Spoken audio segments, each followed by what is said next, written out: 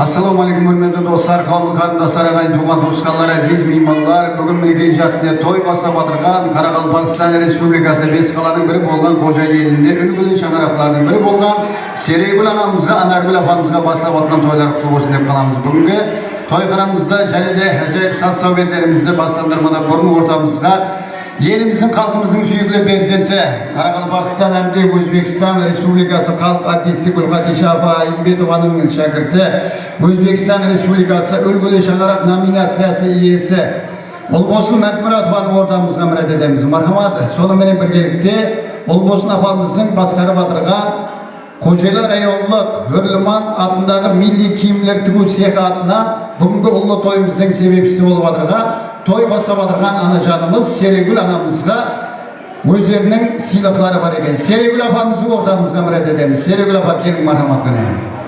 Бүгінгі той бастап отырған анажанымыз Серегүл апамызды ортамызға шақырамыз.